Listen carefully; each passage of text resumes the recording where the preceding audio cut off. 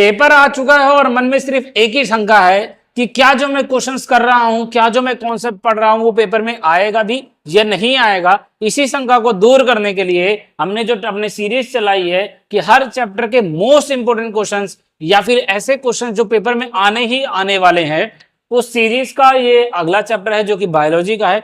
Chapter का नाम है बच्चों टिश्यू और हमारा टॉपिक है most expected questions. Chapter wise कर रहे हैं, आप सभी जानते हैं। यदि नहीं जानते तो आप डिस्क्रिप्शन बॉक्स में जाइए, आपको बाकी सारे चैप्टर से मिल जाएंगे। और अगर आपको वन शॉट वीडियो भी देखनी है तो वो भी मिल जाएगा आपको। बस करना क्या है, आपको सिर्फ जो अभी क्वेश्चंस करा रहा हूं उन क्वेश्चनों पे फोकस करिए और उन क्वेश्चनों को कर लीजिए। पेपर में पूरे पूरे नंबर आने वाले, इस बात की मेरी गारंटी है। करके जाना तभी आएंगे भाई, नहीं करोगे तो बात लिया गया। पास होना चाहते हो तो कर लो, नंबर ज्यादा लाना चाहते हो तो कर लो, ठीक है। आप सभी जानते हैं मुझे, मेरा नाम है विकास। और अगर चैनल को सब्सक्राइब नहीं करा है तो सबसे पहले तो कर लो जल्दी से, ठीक है, सब्सक्राइब। बढ़ते हैं आगे। सबसे पहले आता है अपना पहला क्वेश्चन। क्या आता है बच्चों? पहला क्वेश्चन आता है क्वेश्चन नंबर फर्स्ट, जो कि मोस्ट इंपोर्टेंट क्वेश्चन है। बहुत बार पेपर में पूछा गया है, बहुत बार, और इस बार इसके पूछने के ज्यादा से ज्यादा चांसेस हैं, ठीक है। इसीलिए मैंने ये क्वेश्चन सबसे पहले रखा हुआ है आपके लिए। तो करना क्या है, इस क्वेश्चन में ध्यान से देखिए। बोला गया है कि आपको बताना है कि मेरिस्टेमेटिक और परमानेंट टिश्यू क्या होता है। देखो, दो चीज पूछा गया है। पहला पूछा गया कि मेरिस्टेमेटिक टिश्यू क्या होता है और दूसरा क्या पूछा गया कि परमानेंट टिश्यू क्या होता है। आपको ज्यादा कुछ नहीं सोचना, ज्यादा कुछ नहीं करना, जैसे आंसर दिया है वैसे ही आंसर लिख लो। बस क्या करना है, सबसे पहले मेरिस्टेमेटिक टिश्यू को एक्सप्लेन कर दो, उसके बाद परमानेंट टिश्यू को एक्सप्लेन कर दो, हो गया आंसर। ज्यादा कुछ नहीं करना। देखो जैसे क्या लिखा है हमने अपने आंसर में, मेरिस्टेमेटिक टिश्यू वो टिश्यू होते हैं, dividing tissue is the region for growth of plant occur only in specific region, this is known as meristematic tissue. कहने का मतलब है ये एक ऐसे तरीके के टिश्यू हैं जो क्या काम करता है भाई, डिवाइडिंग टिश्यू। जो टिश्यूज होती हैं उनको डिवाइड करती हैं और ज्यादा ग्रोथ कराती हैं, प्लांट का और ज्यादा ग्रोथ कराती हैं। तो हमने क्या लिखा, growth of plant occur only in a specific region, किसी एक पर्टिकुलर रीजन में ग्रोथ बढ़ाती चली जाए, उसी को हम क्या बोलते हैं भाई, मेरिस्टेमेटिक टिश्यू बोलते हैं। ये पाया जाता है प्लांट के अंदर ही, ठीक है। जैसे कि वो रीजन के नाम देखो, पहला रीजन क्या है, जैसे एपिकल हो गया, लेटरल हो गया और इंटरकैलरी हो गया। ये सारे के सारे एक रीजन है जहां पे मेरिस्टेमेटिक टिश्यू पाया जाता है और उसके बाद उसको ग्रोथ बनाता है। जैसे मान के चलिए कि कोई प्लांट है, उसका टिप है ये, ठीक है, यहां से ऐसे करके वो और ज्यादा बढ़ता चला जाता है, तो इसी को हम एपिकल टिश्यू बोलते हैं या फिर एपिकल मेरिस्टेमेटिक टिश्यू बोलते हैं। क्योंकि वहां पे कौन सा टिश्यू पाया जाता है, अपना मेरिस्टेमेटिक टिश्यू पाया जाता है। कहने का मतलब है मेरिस्टेमेटिक टिश्यू हमेशा ग्रोथ करेगा, हमेशा डिवाइड करेगा। तो यहाँ पे एक लाइन आ गया, क्या आ गया बच्चों, कि वो क्या करेगा, डिवाइड करेगा और डिवाइड से उसका क्या होगा, ग्रोथ होगा। समझदार हो, चलो समझ गए, वेरी गुड। अगला आता है परमानेंट टिश्यू।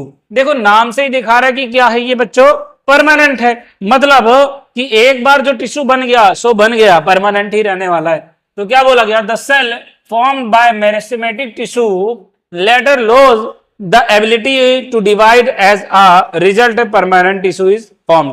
कहने का मतलब है कि ये जो अपना मेरिस्टेमेटिक टिश्यू था, जब ये क्या कर लेगा, ग्रोथ कर लेगा, तो ग्रोथ होने के बाद जो वो वाले सेल्स रहेंगे मेरिस्टेमेटिक वाले जो आगे बन चुके टिश्यू में, वो सेल फर्दर डिवाइड नहीं करेंगे। और जब आगे और ज्यादा डिवाइड नहीं करेंगे तो उसे हम क्या बोल देंगे कि अब वो परमानेंट हो चुका है भाई, इसको कोई लेना देना नहीं है सेल डिवीजन से, तो उस जगह पे ये परमानेंट टिश्यू कहला जाएगा। The process of taking up a permanent shape, इसकी वजह से किसी प्लांट का परमानेंट शेप बन जाता है, सही साइज बन जाता है, and functional is called differentiation. और इसी वजह से प्लांट के अलग अलग पार्ट्स बन जाते हैं और इसी को हम क्या बोलते हैं कि प्लांट्स का क्या हो गया बच्चों, डिफरेंशिएशन हो गया है, मतलब डिवाइड हो गया अलग अलग।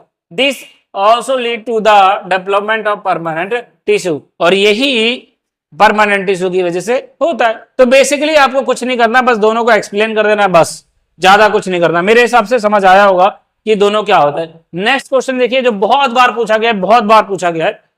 डायग्राम देख के समझ गए होगे बच्चों की किस चीज का डायग्राम है, समझ गए तो जल्दी से बताओ। क्या कह रहे हो, पढ़ लिया, अच्छा, अरे लिखा हुआ है बच्चों, कोई बात नहीं। देखो अब लिखा हुआ है तो यही चीज आपको लिखना भी पड़ेगा। लिखा हुआ है कि draw a well level diagram of neuron. अब बच्चों न्यूरॉन का एक बढ़िया सा डायग्राम बनाने, न्यूरॉन जानते हो सभी कि नर्वस सिस्टम का एक छोटा सा यूनिट है जिसे हम न्यूरॉन कहते हैं, और न्यूरॉन की वजह से ही नर्वस सिस्टम पूरा बना है, और इसी नर्वस सिस्टम से बॉडी के सारे मूवमेंट होते हैं किसी भी चीज के। कहने का मतलब है कि एक तरीके से सिग्नल प्रोवाइड कराता है।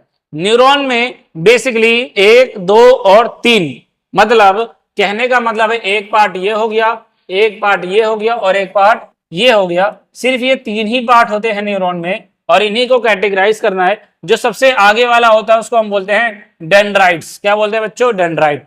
तो डेंड्राइट का मतलब होता है जो रिसीव करेंगे, सारे के सारे क्या है? डेंड्राइट्स हैं, ये रिसीव करेंगे। यहाँ पे क्या होता है? इसका न्यूक्लियस होता है इस सेल का। उसके बाद ये जो आपको छोटे छोटे पाउच की तरह डिजाइन बने हुए हैं, इनको हम बोलते हैं एक्सॉन। क्या बोलते हैं बच्चों? तो ये बीच वाला जो पार्ट हो गया वो हमारा क्या हो गया? एक्सॉन। और जो इसकी बाउंड्री होती है इसको सोमा बोलते हैं। बाकी जितने एक्सॉन होते हैं इनमें पूरी लेंथ को हमने क्या बोला? एक्सॉन बोल दिया, तो इसका नाम क्या बन गया? एक्सॉन। लेकिन ये जो एक एक बना रखा है छोटा छोटा सिल्ड सा, उसको हम क्या बोलते हैं? माइलिन सेट बोलते हैं। क्या बोलते हैं बच्चों? माइलिन सेट बोलते हैं। और जो छोटे छोटे इसके अंदर सर्कल है उसको बोलते हैं स्वान सेल्स। क्या बोलते हैं बच्चों? स्वान सेल्स बोलते हैं। और जो लास्ट वाला होता है, अब देखो एक्सॉन खत्म हो गया, जहां पे भी उसका एंड पॉइंट होता है उसे हम टर्मिनल बोलते हैं अपनी भाषा में। तो हमने बोला कि ये जो पूरा हिस्सा है, मतलब यहां से लेकर ये पूरा का पूरा, ये क्या कहला जाएगा? Axon terminal. तो ये डायग्राम हमेशा पेपर में आता है, इस डायग्राम को करके जाना। नहीं तो कभी कभी क्या होता है कि एक पार्ट गायब कर देगा, बोलेगा भाई इसका नाम बता दो कि इस जगह का क्या नाम है। अगला देखिए, डायग्राम बनाना तो सीख गए, तो एक चलो डिफरेंस भी करना सीख लेते हैं, क्योंकि डिफरेंस बिटवीन तो भाई पेपरों की जान है। जब तक डिफरेंस बिटवीन वाले क्वेश्चन ना पूछे जाए तब तक पेपरों में मजा कहाँ है? नहीं है। तो क्या क्वेश्चन है? क्वेश्चन नंबर 3 है। बोला गया है कि आपको डिफरेंस बताना है किसके बीच में? कार्टिलेज और बोन के बीच में। देखो, कार्टिलेज भी बोन की तरह ही होता है और बोन भी बोन की तरह ही होता है। दैट मीन्स दोनों एक जैसे लगते हैं, लेकिन दोनों में डिफरेंस है। उसी डिफरेंस को आपको लिखना है। डिफरेंस लिखने का तरीका मैंने 1000 बार बताया है। ऐसा नहीं करना कि एक को लिखा, जैसे मैंने कार्टिलेज लिखा और उसके बाद उसकी डेफिनेशन लिख दी, सारी बातें लिख दी, उसके बाद नीचे बोन लिखा, फिर लिख दिया। इससे में मजा नहीं आता। डिफरेंस का मतलब होता है एक पॉइंट इधर तो कंपैरिजन करके दूसरा पॉइंट भी इस तरफ होना चाहिए। जैसे कि अगर मैं कार्टिलेज और बोन के बीच में डिफरेंस की बात करूं, ये हमारे पास 2 लोग हैं, दोनों के दोनों का बीच में अंतर बताना। जैसे मेरे और तुम्हारे बीच में क्या अंतर है? तुम स्टूडेंट्स हो और मैं टीचर हूं, तो ये हमारा डिफरेंस हो गया। लेकिन यहां देखो, जितने भी कार्टिलेज होते हैं याद रखना वो सॉफ्ट रहेंगे और फ्लेक्सिबल रहेंगे। सॉफ्ट यानी कि मतलब बहुत कठोर नहीं होता जैसे हमारी हड्डी होती है, और यहां तक कि फ्लेक्सिबल होते हैं, ऐसे मुड़ भी जाते हैं। एग्जाम्पल के तौर पे आपका कान है, कान की जो अंदर की जिसको आप हड्डी बोलते हैं, ये वाला ये सारा पोर्शन, उस सबको आप बोल सकते हो कि वो क्या है? कार्टिलेज है, सॉफ्ट एंड फ्लेक्सिबल है। बोन के लिए आप अपनी कोई भी हड्डी मान लीजिए, हार्ड होता है बहुत तगड़ा, लेकिन इनफ्लेक्सिबल होता है। मैं इस हड्डी को मोड़ना चाहूं तो कितना भी कर लूं, ये हाथ की हड्डी मुड़ने वाली नहीं है। दूसरा, नॉन पोरस होता है, इसमें कोई पोर्स नहीं होते, लेकिन इसमें पोर्स होते हैं। दूसरा क्या है? नॉन ब्लड वेसल, इसके अंदर कोई बच्चों ब्लड वेसल नहीं होता, लेकिन बोन्स के अंदर होता है, ब्लड वेसल्स आर प्रेजेंट। ये बात याद रखना, बहुत इंपॉर्टेंट बात है। Matrix is made up of protein. यहाँ पे जो मैट्रिक्स होता है इस पूरे का, कार्टिलेज का जो मैट्रिक्स होता है वो किससे बना होता है बच्चों?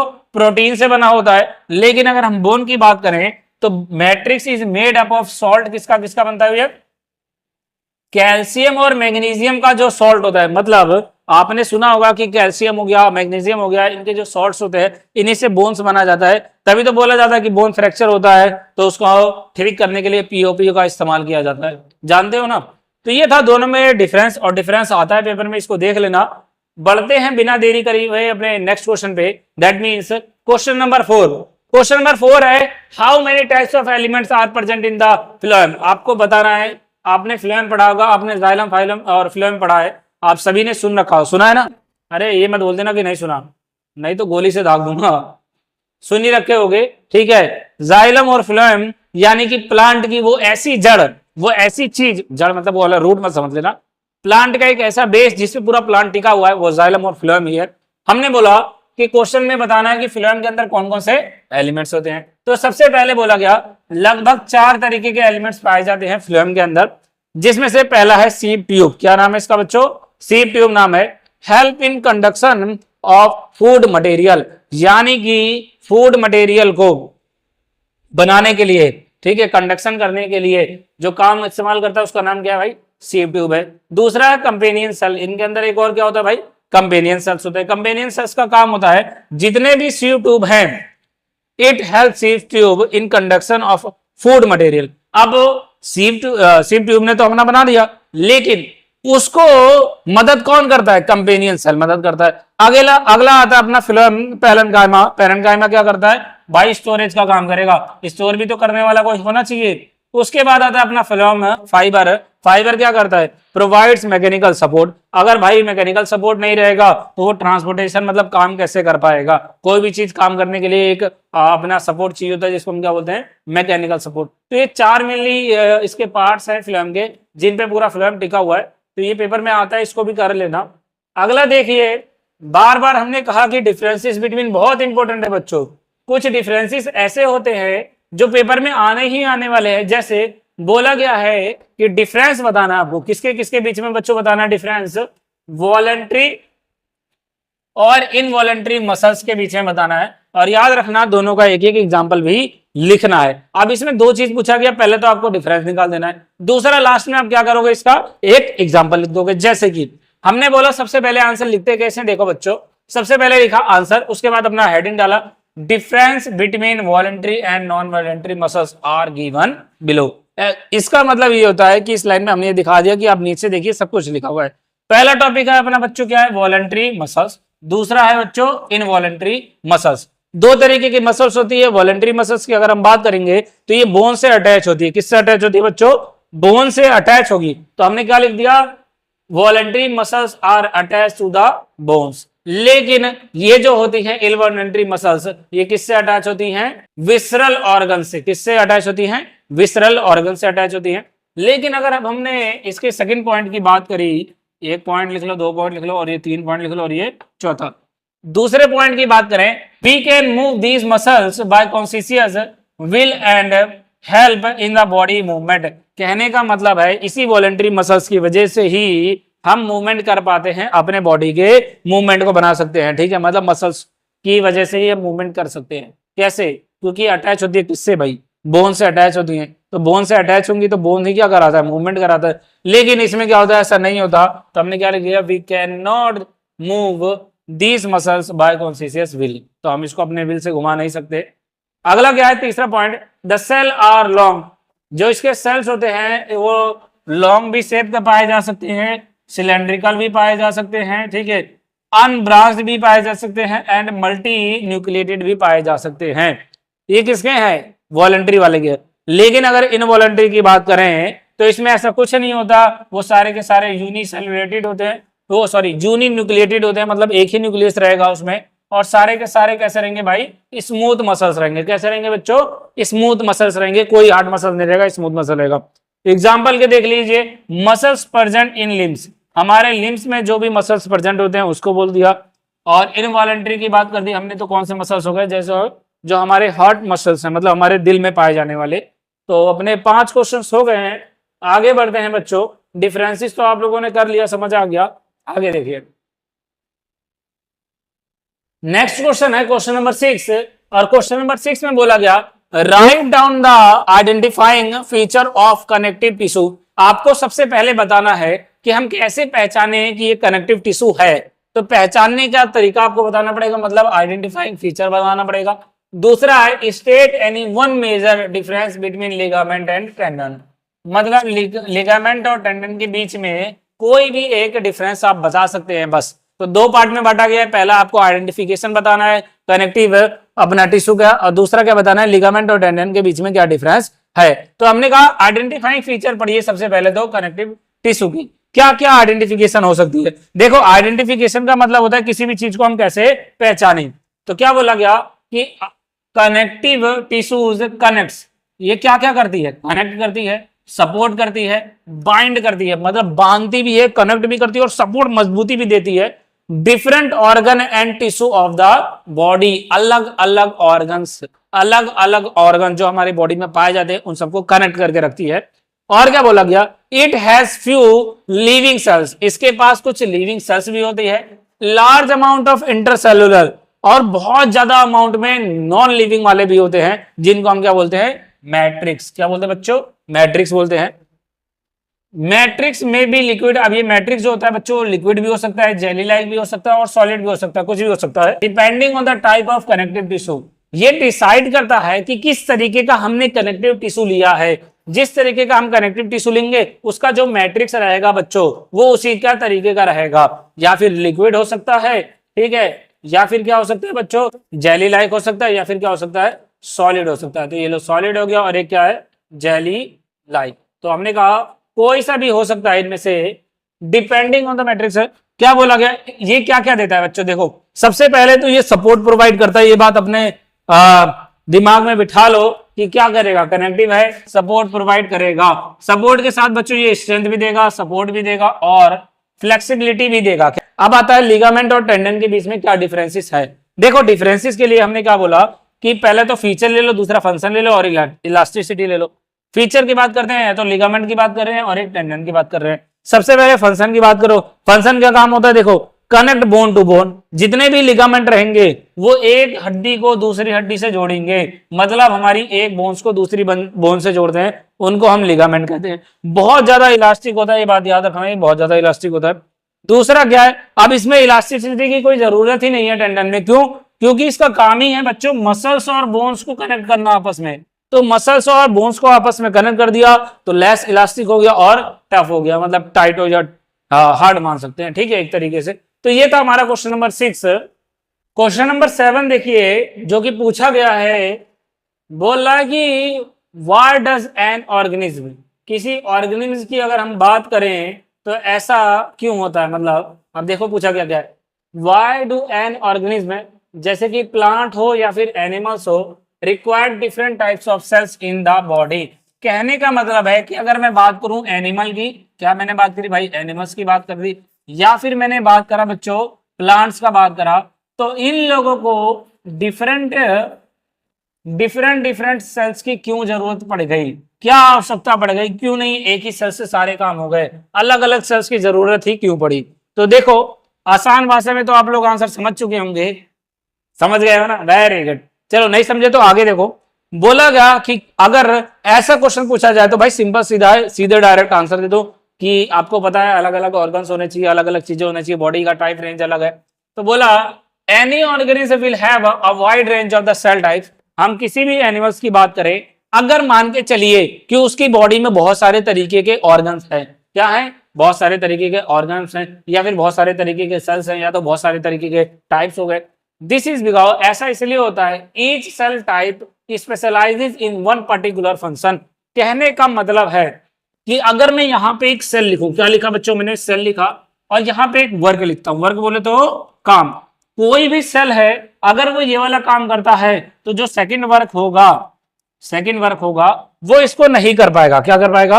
वो इसको नहीं कर पाएगा। अब मैं बोलूं दिल के, बोले तो हार्ट के सेल होते हैं, जो हमारे दिल के सेल होते हैं, उसको बोलूं कि किडनी वाला काम करो तो क्या वो कर लेगा? नहीं कर पाएगा ना। तो कहने का मतलब होता है एक तरीके का सेल एक तरीके के काम के लिए बना है, उसी को हमने स्पेशल टाइप्स बोला, जैसे कि एक पर्टिकुलर फंक्शन के लिए बोला।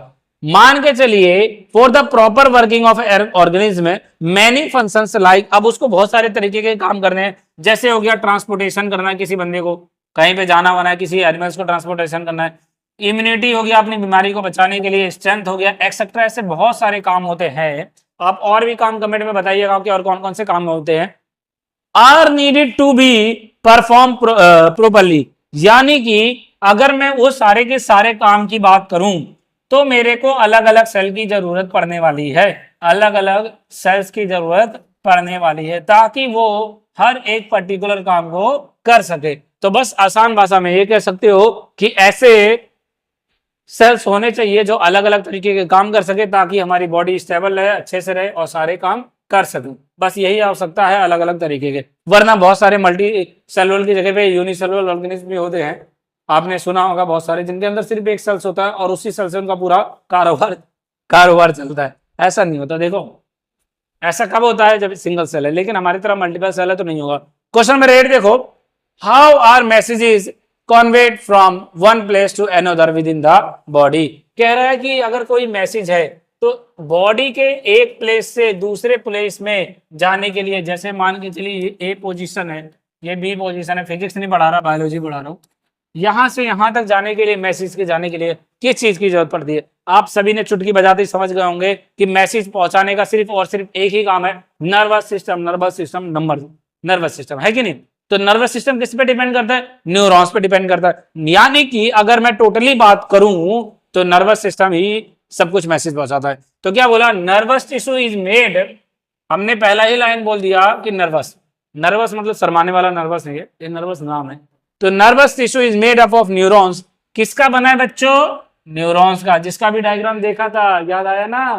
हाँ, that receive and conduct impulses, कहने का मतलब है वो रिसीव करेगा और उसके बाद जवाब भी पहुंचाएगा, भेजेगा। Neurons are highly specialized for being stimulated and then transmitted the stimuli very rapidly from one place to the another within the body. कहने का मतलब है कि ट्रांसपोर्टेशन या फिर ट्रांसमिटिंग, एक जगह से मैसेज को लेगा और बड़ी तेजी से दूसरी जगह पे पहुंचा देगा हमारी बॉडी के पार्ट्स में। जैसे मैंने यहाँ पे टच किया तो मुझे फील हो गया कि मेरे यहाँ पे टच हो रहा है, मैंने तुमको मारा ऐसे करके, तो भी क्या होगा? फील हो जाएगा कि हाँ पड़ा है, थप्पड़ है कि अरे मैं क्यों तुमको मारने लगा भाई, पढ़ लो नंबर आ जाएंगे। Impulses are the passage of electrical activity. अब जो कह रहा है ये जो इम्पल्स होते हैं यही मैसेज है बच्चों, जो कि किसके रूप में है? इलेक्ट्रिकल एक्टिविटी के रूप में है, along the axon of the nerve. मतलब यहाँ पे आपने एक्सोन एंड या फिर एक्सोन टर्मिनल पढ़ा था, क्या पढ़ा था? एक्सोन टर्मिनल बोला था, और दूसरे का यहाँ पे फिर से डेंड्राइट्स आ जाएगा, तो ये वाला मैसेज उस तक पहुंचा देगा, फिर इसका एंड वाला आएगा और इसके डेंड्राइट्स को पहुंचाएगा। तो ऐसे करके ये प्रोसेस चलता रहता है, चलता रहता है, एक जगह से दूसरे जगह तक चलता रहता है। तो ये था हमारा क्वेश्चन नंबर 8।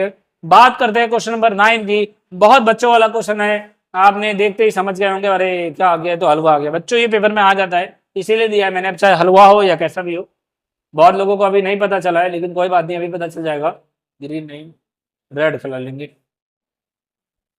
देखिए बोला गया कि आपको जाइलम एंड फ्लोएम बताना, why are called xylem and phloem called complex tissue. तो पहला ही आंसर लिखना है कि जाइलम और फ्लोएम को कॉम्प्लेक्स टिश्यू क्यों कहा जाता है, क्यों कहा जाता है भाई, और उसके बाद how are they different from one another, और ये एक दूसरे से अलग क्यों है ये भी बताना है। यानी कि सबसे पहले बताओ भाई कॉम्प्लेक्स टिश्यू क्यों कहा जाता है? क्योंकि ये दोनों के दोनों कॉम्प्लेक्स टिश्यू हैं as they are made up of more than one type of sales.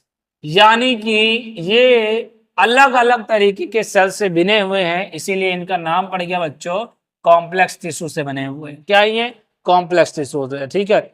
अगला इन दोनों के बीच में डिफरेंस करना है। Following are the differences between xylem and phloem. दो डिफरेंसेस लिखे हैं, क्या क्या है? सबसे पहले xylem mainly consist of dead cells. ज्यादातर जो जाइलम होते हैं उसके अंदर कौन से होते हैं बच्चों? डेड सेल्स होते हैं, जिसको जाइलम पैरेन्काइमा को छोड़कर बाकी सारे लगभग डेड होते हैं। फ्लोएम की अगर मैं बात करूं तो phloem consist of living cells, जिसमें फ्लोएम फाइबर छोड़ दो, जो अभी हमने थोड़ी देर पहले पढ़ा था फ्लोएम के एलिमेंट्स, उसमें फ्लोएम फाइबर को छोड़ दो, बाकी सारे के सारे कैसे होते हैं बच्चों? लिविंग सेल्स होते हैं। अगला आता है अपना जाइलम के अंदर, it conduct water and mineral from root to the aerial part of the plant. यानी कि जो जड़ है, बोले तो रूट कहां गया, ये रूट से बाकी बॉडी पार्ट्स में पहुंचाने का काम करता है। क्या पहुंचाएगा बच्चों? वाटर को पहुंचाएगा, और क्या पहुंचाएगा? मिनरल्स को पहुंचाएगा। आसान भाषा में जमीन में से मिनरल्स लिया, पानी लिया, जो भी लिया, और रूट्स के जरिए बॉडी के अलग अलग पार्ट्स में पहुंचाएगा, प्लांट में, इंसानों में नहीं। लेकिन ये क्या करता है फ्लोएम? ट्रांसपोर्ट करता है प्रिपेयर्ड फूड, जो खाना बना प्रिपेयर्ड फूड। आप कमेंट करके बताइए, देखते हैं किसको किसको पता है ये जो भोजन बना प्रिपेयर्ड फूड ये कौन सी प्रोसेस के जरिए बना, बताओ, देखते हैं किसको किसको पता है। From leaves to the storage of the organ and growing parts of the body. यानी कि जो खाना बना, अब सभी जानते हैं कि पत्तियों में बनता है खाना, और उसके बाद पूरे बॉडी में पहुंचाने का काम कौन करता है बच्चों? अपना फ्लोएम करता है। तो 9 क्वेश्चन हो गए। ये सारे क्वेश्चन आने वाले हैं, इन्हीं से रिलेटेड आएंगे या फिर इन्हीं से मैच करता हुआ आएगा, लेकिन आएगा जरूर भाई, इस बात की गारंटी है। लास्ट क्वेश्चन देखते हैं, इनवॉलेंट्री मसल्स। क्या बोला है बच्चों? Involuntary muscles. आप लोगों ने बहुत बार सुना होगा इनवॉलेंट्री इनवॉलेंट्री इनवॉलेंट्री। तो पहले बोला है what is involuntary muscles, where they are found, मतलब ये कहाँ पे पाए जाते हैं वो भी बताने हैं और क्या होते हैं वो भी बताने हैं। तो जो हमारा आंसर देने का मतलब होगा वो कैसे होगा, सबसे पहले हम बताएंगे कि ये होते क्या है, उसके बाद हम क्या बताएंगे कि ये कहाँ पाए जाते हैं। तो देखो हमने सबसे पहले लिखा कि क्या होते हैं, उसके बाद हमने लिखा कि कहाँ पाए जाते हैं। The muscles which do not move on our will are called involuntary muscles, जो हमारी सोचने के क्षमता से, मतलब हम चाहें तो उसको कंट्रोल कर सके, उनको छोड़कर जितने भी होते हैं वो सारे के सारे इनवॉलेंट्री मसल्स होते हैं। जैसे हार्ट बीट हो रही है, अब मैं चाहूं कि अपनी हार्ट बीट को रोकने के लिए तो मैं नहीं रोक सकता चाहकर भी, लेकिन मैं चाहूं अपने हाथ को रोकने के लिए तो मैं रोक सकता हूं। समझ गए ना, इनवॉलेंट्री क्या होता है, जो नहीं रोके जा सकते। The movement of the food in the elementary कनाल और द, जैसे कि जो भोजन होता है वो एलिमेंट्री कनाल में, मतलब हमारा डाइजेस्टिव सिस्टम है उसके अंदर जो एलिमेंट्री कनाल है, कैसे भोजन जाता है वो हो गया। Contraction and relaxation of blood vessels, जो ब्लड का है वेसल्स, एक बार चलती है खून जाता है, खून आता है, खून जाता है, खून जाता है, रुकता है, ये सारे के सारे क्या है बच्चों, इनवॉलेंट्री मसल्स हैं। These muscles are called smooth muscles, और याद रखना इन्हीं मसल्स को हम क्या बोलते हैं बच्चों, स्मूथ मसल्स बोलते हैं। कारण क्या है आप समझ गए होंगे, क्योंकि ये हमारे कंट्रोल में नहीं है। किसके कंट्रोल में नहीं है, हमारे कंट्रोल में नहीं है। पाए कहां जाते हैं, they are also found in iris, iris में भी पाए जाते हैं, आंखों की जो इरिस होती है उसमें भी पाए जाते हैं। इन यूटेरस, यूटेरस में भी पाया जाता है, और ब्रोंचाई में भी पाया जाता है। ब्रोंचाई जानते हैं लंग्स का एक पार्ट है, जब हम सांस लेते हैं तो एंड में ही ब्रोंचाई होता है। तो इन सभी जगह पे क्या होता है, ये पाया जाता है। तो बहुत ज्यादा पूछा जाता है कि इनवॉलेंट्री इनवॉलेंट्री इनवॉलेंट्री, आपको पता होना चाहिए कि इनवॉलेंट्री क्या होता है। तो इस तरीके से आप आंसर दे सकते हैं कि इनवॉलेंट्री मसल्स क्या होता है। बाकी कहाँ पाए जाते हैं आपके पास बहुत सारे एग्जाम्पल है, आप कोई सा भी लिख देना, जो मैंने पूछा वो बात बताना, ठीक है। उसके बाद आपने ये 10 क्वेश्चन कर लिए हैं, बहुत ज्यादा वेरी गुड, ठीक है, क्योंकि यही 10 क्वेश्चन है जो चैप्टर के बहुत मोस्ट इंपोर्टेंट थे। तो आप क्या करो, इसमें से एक बार एक स्क्रीनशॉट ले लो सारे के सारे क्वेश्चंस को, और ये क्वेश्चंस आप प्रिपेयर करके जाना, पक्का पेपर में आएगा। बाकी के जो और चैप्टर्स हैं उनकी भी अगर वीडियो आपको देखनी है, हर चैप्टर का इंपोर्टेंट मोस्ट इंपोर्टेंट क्वेश्चंस, या फिर जो पेपर में आने वाले हैं मोस्ट एक्सपेक्टेड क्वेश्चंस, तो उनकी वीडियो का लिंक मैंने डिस्क्रिप्शन बॉक्स में दे दिया है। जाओ अभी और इसी समय देखो, सारे चैप्टर ऐसे चुटकियों में खत्म करो और पेपर मस्त देके आना झकास, फिर बताना कितने मैच हुए कितने नहीं हुए। और नहीं मैच होंगे तो भाई अनसब्सक्राइब कर देना, और क्या बोलूं, होंगे जरूर बेटा, सर अनसब्सक्राइब तो करना ही दूंगा, ठीक है। मिलते हैं अगली वीडियो में, अगली क्लास में, तब तक के लिए टाटा बाय बाय, और आप सभी को आपके पेपर के लिए बेस्ट ऑफ लक।